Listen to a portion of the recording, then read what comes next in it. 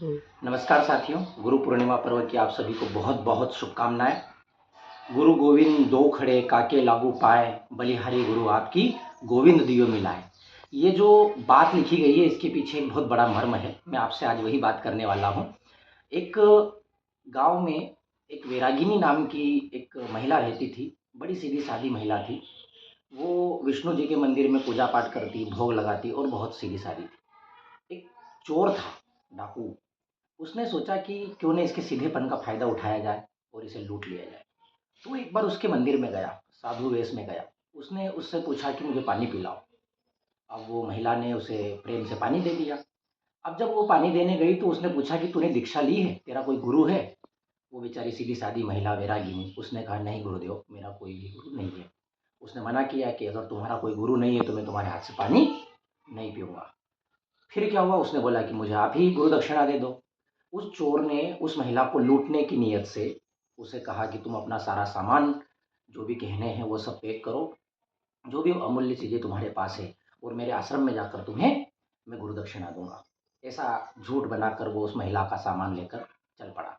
रास्ते में उसने उससे सारा सामान लूट लिया और उसे एक पेड़ से बाँध दिया। अब पेड़ से बाँध दिया और उसे बोला कि मैं खुद 1 हफ्ते बाद आऊँगा और तुम्हें इस बंधन से मुक्त करूँगा। ये मेरी गुरु दक्षिणा है।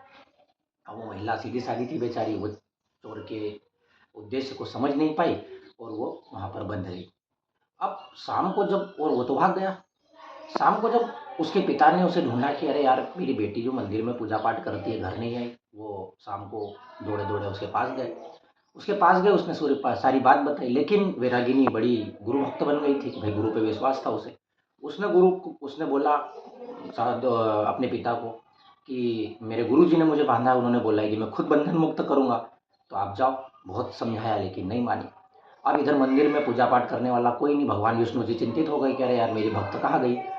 तो उन्होंने नारद जी को भेजा। नारद जी खुद वहाँ पर आए, देखा कि भई चलो मैं तुम्हें बंधन मुक्त करता हूँ, भगवान का आदेश है। तो वो मना कर गए कि देखो 2 दिन में मुझे नारद जी के दर्शन हो गए, ऐसे गुरु कहाँ मिलेंगे मुझे? तो नारद जी से भी नहीं मुक्त हुई वो। नारद जी ने जाकर भगवान को खुद बताया कि विष्णु जी तुमको ही चलना पड़ेगा बोले, क्योंकि वो तो नहीं मान रही, वो गुरु के ऊपर पूरा विश्वास कर रही है। अब विष्णु जी खुद 4 हाथ वाले विष्णु जी वहाँ पर आए और विष्णु जी ने उससे बोला कि देवी मैं तुम्हें छुड़वाता हूँ, वो चोर था, उसके ऊपर भरोसा मत करो। लेकिन वो विष्णु जी को भी मना कर गई कि भगवान आपके दर्शन हो गए लेकिन मैं गुरु पे विश्वास पक्का रखूँगी, गुरु ने बोला।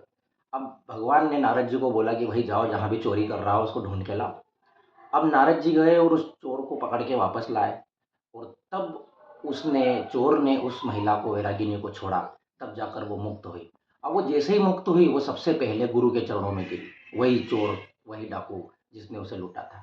और तभी से ये बात बनी कि गुरु गोविंद दो खड़े काके लागू पाए, बलिहारी गुरु आपकी गोविंद दियो मिलाए। क्योंकि उस चोर ने जब गुरु का रूप धारण किया तो उससे उस वैरागिनी को नारद के दर्शन हुए।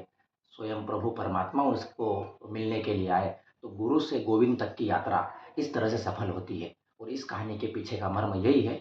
आप सभी को गुरु पूर्णिमा पर्व की बहुत बहुत बधाई, बहुत शुभकामनाएं। धन्यवाद।